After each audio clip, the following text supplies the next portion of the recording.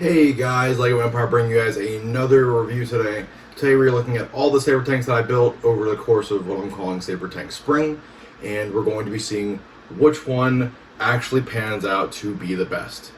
I'm not going to be using any paper or anything, I'm just going to be talking about each set individually, and I'll be pulling them aside as we go through it. This will be very difficult for me because I'm not going to say I'm emotionally attached, but I'm very invested in these vehicles. I think they're one of the coolest vehicles that came out of the prequel trilogy, the prequel trilogy. And ultimately throughout lore, video games, comics, these vehicles are my favorite. They're just that cool. Besides the Bark Speeder, these things are personally for me where it's at. I know that people like the ATOT, or they like the gunship, but more importantly, this is cool. This made it into the Battlefront games. This would have served as like the mainline tank for the Republic and later the Empire, as you can see in the original Battlefront game. Obviously the role of a tank when you have spaceships is very diminished, but at some points you will need it to avoid collateral damage, so that's why I appreciate this even existing in the first place, because you can just use a Star Destroyer to blow things up from space. However, that being said, I'm going to have to get through which ones are not my favorite. So, with nothing more to do, let's go ahead and get into this.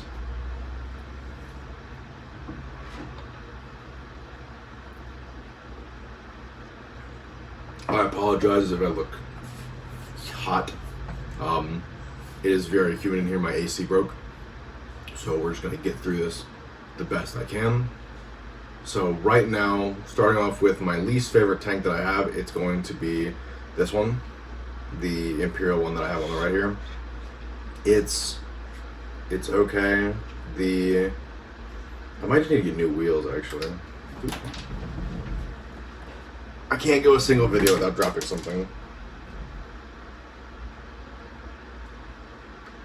Yeah. So, the reason why I thought I would like this one is this one has so this is supposed to be a command TX-130. Essentially, this is where like the leader or the head of the tank column would be, and he would be giving out orders. Unfortunately, this build is the reason why I'm just putting it out, because these little pieces on the end just come off. I could probably get new ones and they'll sit on there a lot better, but they just kind of sit on there. I think this would have been a lot better if they flipped them and just had them sit on there and fill the hole that's created by the cone piece. It's still a cool build, but the thing is, like I said, even the wheels are just too tight in the build. They don't rotate like they should. So that could be chalked up to just bad wheels that I got ordered, but I'm not really attached to the build here. It's just not that great. It doesn't do enough differences to make it its own thing, more or less. So at that point, I am putting it over here on the right, your left. So they'll be best or worst, and then best over here on my left, your right. Now, getting into the second set here, that is honestly my least favorite. Now, for technical terms here, I am comparing these as far as it goes for how is it a well-rounded set, how is it for play, how is it for a kid, an adult, figure choice, all those things. Obviously, these don't come with figures, so they're going to be a little bit of a disadvantage. Now, going on to the next set here, honestly, like, if I really had to tell you which one I really don't like, and this one hurts me, it's going to be... Oh man, I don't know. Like, I don't want to make the wrong choice here, but as far as it goes for like what I'm looking for with this set to be, minifig scale, good choice of figures, it's going to have to be the big one from 2008. And the reason for this is, you might say, well, Empire, that's the biggest one. It has the most play features. It's good. You're right. However, this set didn't... At the time, it didn't wow me. I didn't buy this when I was a kid. I don't even think I wanted to when I was little. It's just so robust, and that's not a bad thing. Some people are into that.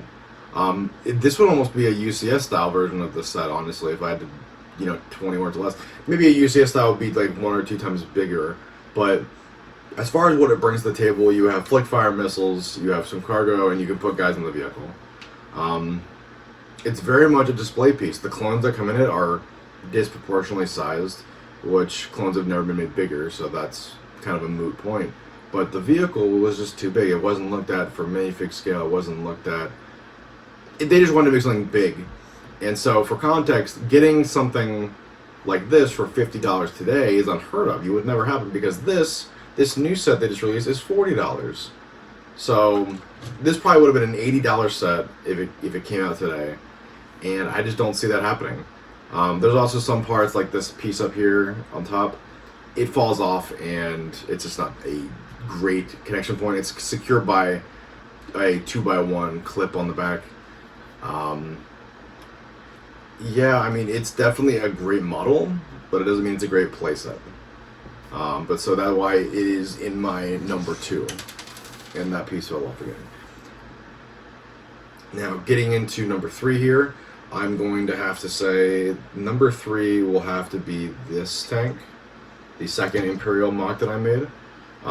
This is literally a carbon copy of the original one that came out in 2017. It doesn't come with any figures, however, they did do enough of it to make it different. And you're saying, well, Empire, what did they do? So the clips on the sides of the vehicle are actually different. They added a turret on top, which none of these besides the big one has. The hatch is attached by these droid pieces, which is pretty nice. It just comes up and down. And the wheels are put in a place where they actually work. Well, they're supposed to work, but maybe all the wheels are just going to be stiff right now. Besides that, it's pretty much the same as the one that was released in 2017, and honestly, the one in 2017 is my favorite. I will love that. I have made no way of hiding that when I'm going through these processes of these reviews. It came with no figures, and it cost about $30 today, for context. And then I'm gonna put prices on screen for each of these after we go back later in the video, or maybe I'll do that for the thumbnail. But yeah, number 2, second Imperial tank, still a really good favorite of mine. Unfortunately, it did not make it to the end. Now we're working on the last 2 here, and so I will say that when we get to these 2, I'll let you know that the biggest reason why I like these tanks so much is there was a game that came out in 2002, 2003. That was the Clone Wars game, and it was really weird because it wasn't a traditional Star Wars game. You, for the majority of the game, were in a Saber tank, and you went around the entire game just killing enemies, killing enemy tanks, taking objectives, killing large bosses and structures in a little tank. And I believe you played as Anakin in one of these vehicles, which is pretty cool. But overall, that game was the reason why I just fell for this vehicle, because it can move laterally, it can move front and back. It's just good. It's just a good vehicle concept. Now, when it comes to these 2 vehicles, on my left, your right, we have the set from 2017 that came with Aayla Secura, a clone engineer, and 2 battle droids. In the middle here, we have the new set that comes with Mace Windu, 3 clone troopers, and 2 battle droids. Now, which of these 2 are my favorite? I have some push and pull here. So I now own like 5 Aayla Securas because I have 5 of these sets. And the same can be said for this. I now own 3 Mace Windus because I have 3 of these. So as far as it goes for building an army, neither of these sets are... This one is more optimal because you get 3 clones. This one you only get 1, and it's the engineer or the pilot. As far as the builds go, they are similar. This set has more stickers, and this set is more... I would say it's... As far as minifig scale goes, this is a little smaller than minifig scale. I would say the set that just released is the best minifig scale set we have.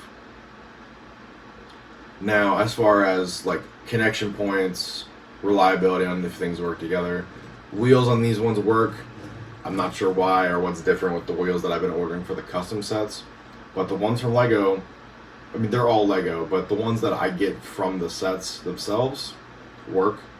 I'm not sure why the ones from Brooklink are stiff and rigid. They might just sit in a box forever and just never be used. But the sets work. On the side of the original sets, we have stud shooters, which I arguably hate, but I kind of get it. They don't have missiles on these builds, so that was their way of getting to that middle point. And then as far as the current build, it also has flick fire missiles, and it has the cannons like normal, but besides that, no big green missiles like before. And the biggest distinction between these two is that the newest one has this big nose that just kind of sits on there. You can just pull it up or move it however, and it's kind of massive. Like this tank looks like it has a nose, like a literal nose, as opposed to all the other ones that have smaller ones. I will say that with a heavy heart, it hurts, but I'm going to be taking the one from 2017 and we're going to be putting it next to its copy from the Mach series. And the best Saber tank right now, even with the numerous amounts of stickers and flaws currently with this build, I believe this will be the best tank. And I'm going to say it is, barring the fact that I have not created the Mach yet for the original version. Solid Brick Studios put out a video the other day of a way for you to take this tank and make it more like this one and still have it be good. So I will probably convert the other two that I have to one of these and then compare them both again. But right now, as far as it goes for the final two positions that we have, I'm going to be keeping the one from 2021 or 22 right here as currently the reigning champion, and it could change. We have the one from 2017 that came with 4 minifigures, technically 2 if you don't count droids. And then we have the first Mach that I built, sturdy, reliable, $30. We have the set from 2007, 2008, came with 2 figures, an ARC Trooper and a Phase 2 clone for $50. And then we have the Commander vehicle, which falls apart and is not terrific, for like around $35 as well. Sorry, excuse me. So for price, we have 50, 20, 30, 50, and then lastly we have a 35. But as always, let me know what you guys think about the video. If you guys like this format, let me know. I just recently redid the entire back side of my display so I can make some videos that look a little bit better. The gunship is now up top where it'll stay probably forever because I don't plan on building it right now until I move out. And I have all my Machs that I built up here. Everything's Imperial themed. But yeah, let me know what you guys think down in the comments, and I will see you guys in the next one. See ya.